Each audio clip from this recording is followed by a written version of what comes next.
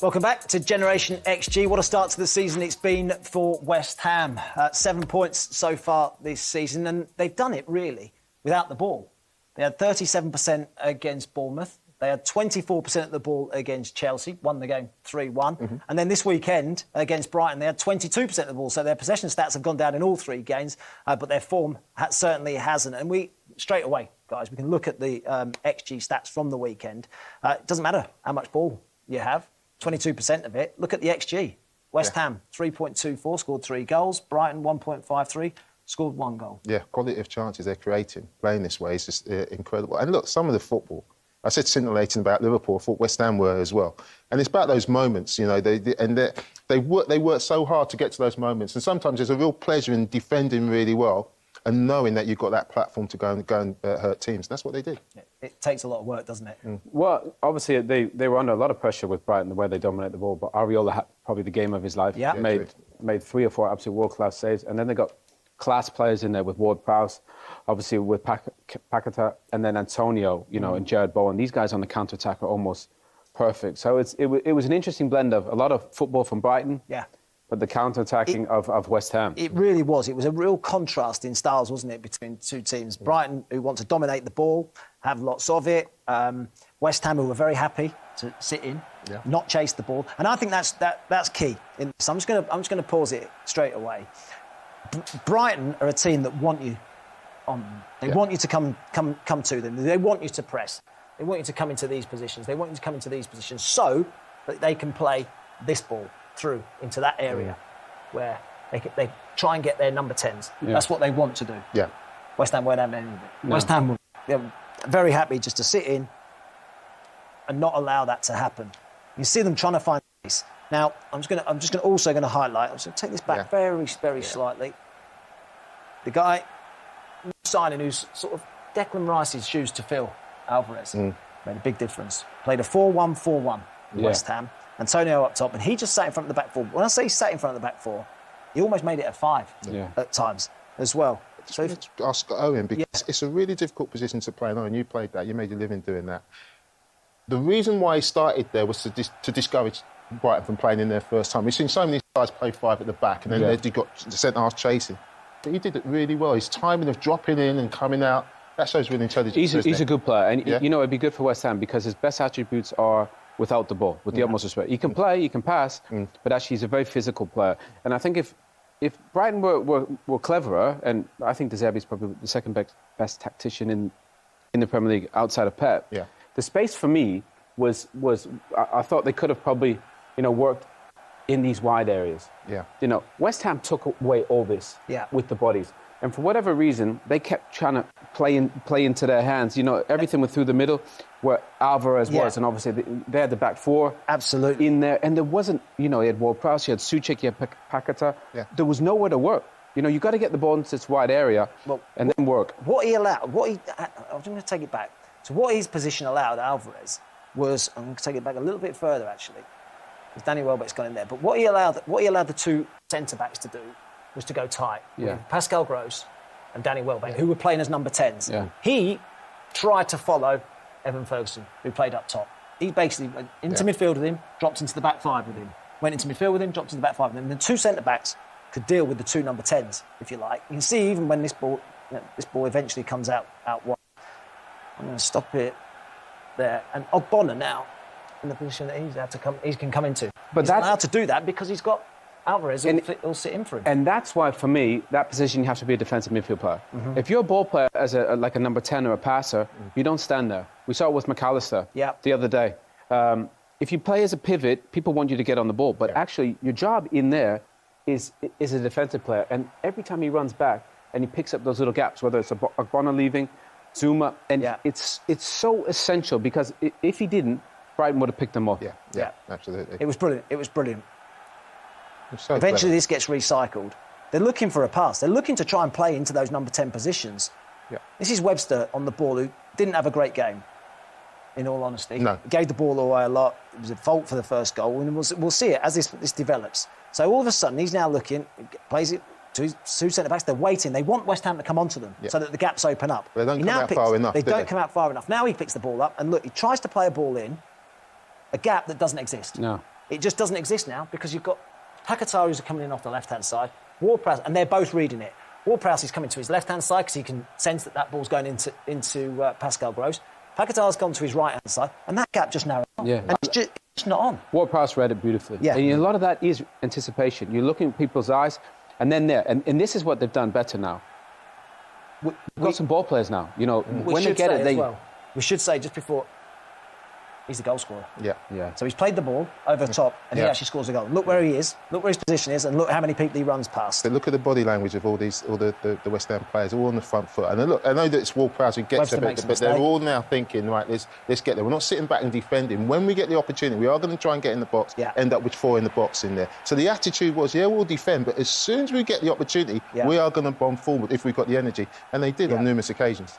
Should say as well that if you get caught in a position where you don't really want to be as well, which Benrahma does, doesn't he, at the top end of the pitch, you need somebody else to fill in for you. And Antonio, although he's the centre forward, he actually does his job for him. Yeah. He comes in on that left-hand side. This is something that you want to talk about, because this big switch, don't you, to Mitoma? Because actually, this is something that Brighton do a lot, and you said about working out in those wide areas. They're trying to find Mitoma in these positions and isolate him 1v1 with a fullback. Yeah, you always see Mitoma stay, wide. Obviously, they don't play that. He hates them playing the ball from there.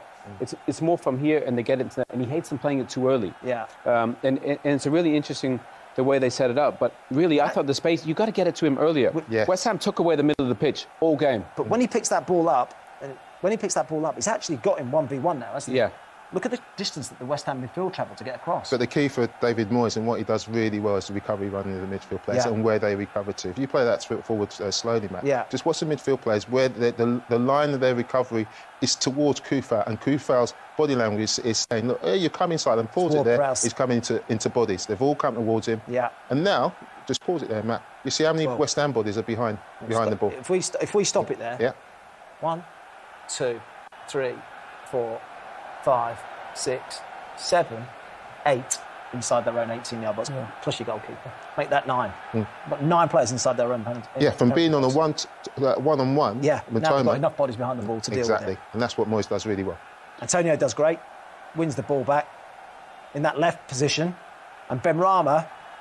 And I'm just going to, do you know what? I'm going to stop this again, because this is balls down that channel again. Brighton's 2 full centre backs, very high up, and I'm just going to highlight this guy, because we highlighted James Ward-Prowse and how far he had to travel to score his goal. What about James Ward-Prowse? Jared Bowen, sorry.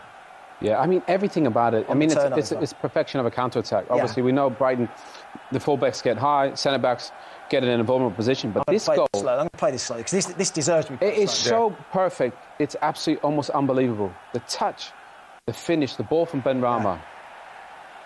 I mean, David Moyes is running as fast as anybody as well. I mean, he should be, because that is just perfection. It was perfection, wasn't it? So that's the 2 goals, both counter-attacking, and both where 2 players have bust a gut to get themselves into a goal-scoring position. Now then, we showed in the first part about Newcastle and Liverpool. Liverpool decided to bypass when a team goes man for man and tries to press, like Brighton are. West Ham, you can see them 4 against 4 at the top end of the pitch. So eventually they decide, that's what we'll do. We'll go long. Yeah, and what I like about this, just pause it there, Matt. You know, people ask, why do teams play it out the back? Well, it's not always playing out the back doesn't mean you have to play 6 passes around here. You're trying to get man for man. And when you look at this West Ham team, man for man, they're all quick, and got really good athletic ability, Paquetá. And if they get on a man-to-man situation, especially Antonio, I mean, he'll relish that. You know? Well, you see Moyes, he's telling the goalkeeper where he wants it. Exactly. Yeah. But it's interesting where it actually ends up. Yeah, and obviously the players on the pitch got to make a decision, but bypass the press, put Brighton in a difficult position to defend. And again, we saw with that Jota header earlier. Win the first header, you say win the first header, don't you? Yeah, I mean, even jump. Stupinan he misjudges it. Yeah. And then and the thing I love about this West Ham team now, these players now, they've got some ball players. Yeah. Bowen, Antonio. I think, Matt, you mentioned Webster. He had a tough day at the office. He did have a tough day at the office. He got bullied by Antonio for the first goal. Yeah. And he has done for this goal as well. Because I'm saying, if I ask you, Antonio, he's going through on goal, he's got his back to goal, he's trying to feel you, he knows exactly where you are. Which side does he want to go? He wants to go on his right. He wants to go on his right. Yeah, so you've got to understand that. But the difference between, the way Brighton play, Brighton don't have a defensive midfield player in there. It's always a pivot. It's a ball player. Yeah. And thing is, and again, we spoke about protection. There's no protection really for Webster there. You know, you're almost in an island on your own with Antonio. Exactly. Leroy. Yeah. Good luck with that. No, thank you. Nobody wants to be there because he's too big, he's too strong, he's too explosive. But the thing I like about this one, sharp, little drop for the shoulder, brilliant. And it's another brilliant finish. Again, Antonio's brilliant when he doesn't have to think. I know, no disrespect. You know, if he goes through one-on-one, he has to think about his finish. No, but you give him that when it's all instinctive, he's as good as anybody. And that was a terrific finish. It was a brilliant game plan from David Moyes. Before the game, I was looking at his record and West Ham's record against Brighton in the Premier League. Lost 6, drawn 6. They've never beaten Brighton in the Premier League. You see, it's frightening. And he's obviously gone there, made mistakes in the past against the Brighton side. He's realised that actually what they want is you to come on to them. We're happy. I think we'll see more of this now. Against Brighton? No, in general, in the Premier League, everybody's trying to play. Everybody's trying to play out from the back.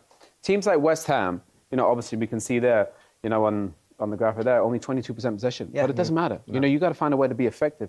You know, they were so effective in what they did. Brighton want to play. They got plenty of the ball. But actually, sometimes you get too high, you get too open, and teams like West Ham will pick you off. And I think we'll see more of that this season in the Premier League. You said about West Ham saying you're not coming through the middle.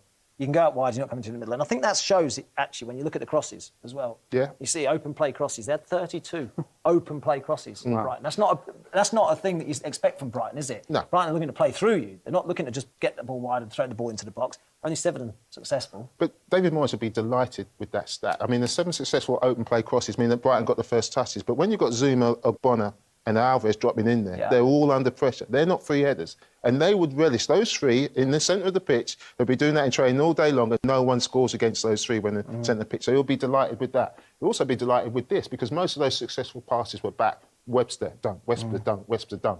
Going left, backwards and forwards and not moving them around. And what David Moyes has done is made the team feel comfortable out of possession. And they're happy to be without the ball, you know? Yeah, great start to the season.